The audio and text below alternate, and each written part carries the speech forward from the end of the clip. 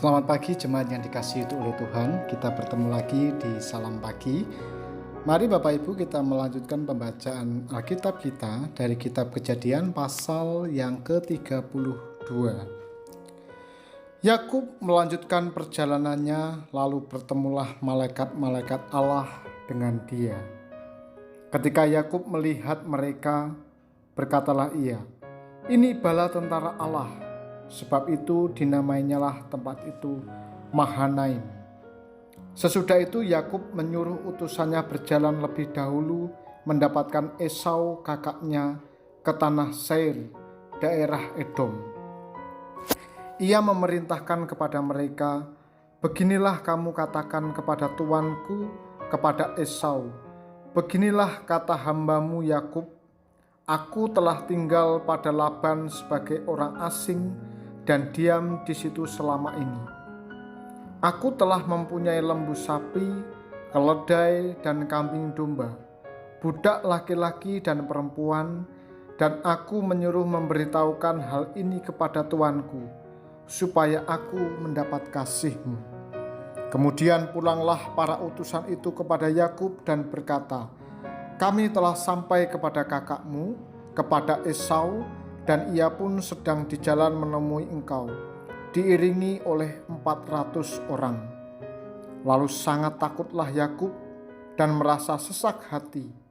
Maka dibaginyalah orang-orangnya yang bersama-sama dengan dia, kambing dombanya, lembu sapi, dan untanya menjadi 2 pasukan. Sebab pikirnya, jika Esau datang menyerang pasukan yang satu, sehingga terpukul kalah, maka pasukan yang tinggal akan terluput. Kemudian berkatalah Yakub, "Ya Allah nenekku Abraham dan Allah ayahku Ishak, ya Tuhan yang telah berfirman kepadaku, pulanglah ke negerimu serta kepada sanak saudaramu, dan aku akan berbuat baik kepadamu. Sekali-kali aku tidak layak untuk menerima segala kasih dan kesetiaan yang engkau tunjukkan kepada hambamu ini.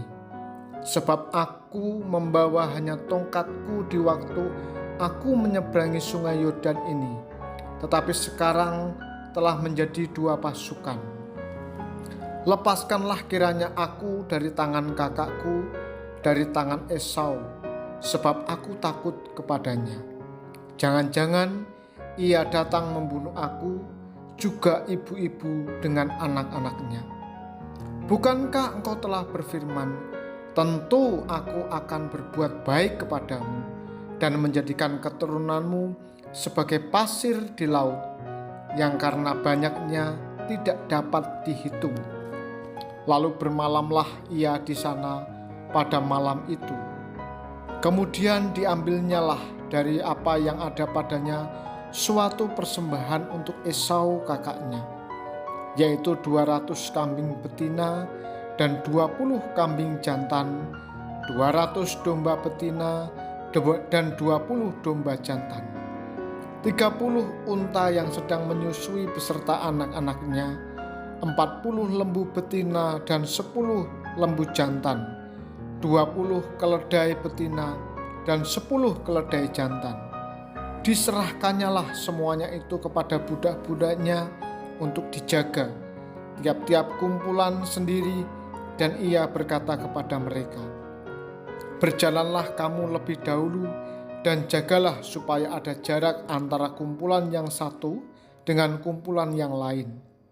Diperintahkannyalah kepada yang paling di muka, "Apabila Esau kakakku bertemu dengan engkau dan bertanya kepadamu, 'Siapakah tuanmu dan kemanakah engkau pergi, dan milik siapakah ternak yang di depanmu itu?'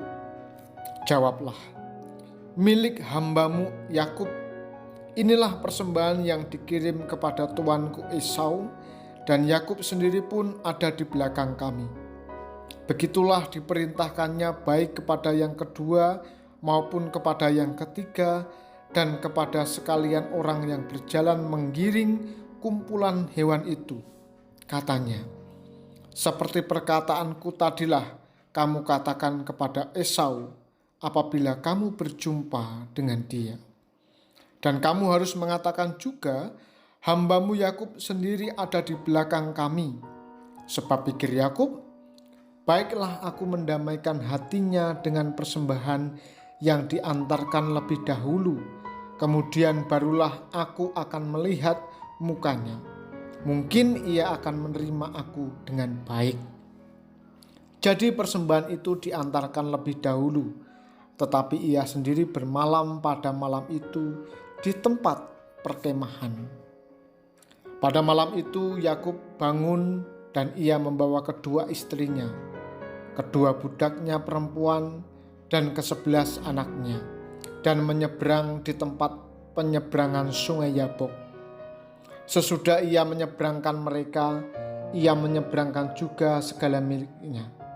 Lalu tinggallah Yakub seorang diri, dan seorang laki-laki bergulat dengan dia sampai fajar menyingsing. Ketika orang itu melihat bahwa ia tidak dapat mengalahkannya, ia memukul sendi pangkal paha Yakub sehingga sendi pangkal paha itu terpelecok ketika ia bergulat dengan orang itu. Lalu kata orang itu, biarkanlah aku pergi, karena fajar telah menyingsing. Sahut Yakub, aku tidak akan membiarkan engkau pergi jika engkau tidak memberkati aku. Bertanyalah orang itu kepadanya, siapakah namamu? Sahutnya, Yakub. Lalu kata orang itu, namamu tidak akan disebutkan lagi Yakub, tetapi Israel, sebab engkau telah bergumul melawan Allah dan manusia, dan engkau menang. Bertanyalah Yakub, katakanlah juga namamu. Tetapi sahutnya, mengapa engkau menanyakan namaku? Lalu diberkatinyalah Yakub di situ. Yakub menamai tempat itu Peniel, sebab katanya, aku telah melihat Allah berhadapan muka, tetapi nyawaku tertolong. Lalu tampaklah kepadanya matahari terbit ketika ia telah melewati Peniel, dan Yakub pincang karena pangkal pahanya. Itulah sebabnya sampai sekarang orang Israel tidak memakan daging yang menutupi sendi pangkal paha, karena dia telah memukul sendi pangkal paha Yakub pada otot pangkal pahanya. Saudara yang terkasih dalam nama Tuhan, dalam posisi yang wajar, kekhawatiran dapat mendorong kita untuk melakukan persiapan secara lebih baik. Namun kekhawatiran yang berlebihan merupakan cermin dari ketidakberimanan kita akan janji pemeliharaan Allah di dalam hidup kita. Penyertaan Allah dalam diri Yakub dapat terlihat dari hadirnya malaikat-malaikatnya, baik pada saat permulaan perjumpaan Yakub ke negeri asing maupun pada saat pulang dari negeri asing. Namun apakah semua itu dapat menjamin bahwa Yakub tidak akan merasa khawatir lagi dalam hidupnya? Sayangnya tidak. Saudara, bukankah cerita ini juga mencerminkan hidup kita? Seringkali kita bertindak seperti Yakub yang kurang percaya akan janji pemeliharaan Allah, tetapi juga sangat khawatir. Namun seperti Allah tetap setia kepada Yakub di dalam kekhawatirannya, biarlah kita juga percaya bahwa Allah pun setia kepada kita.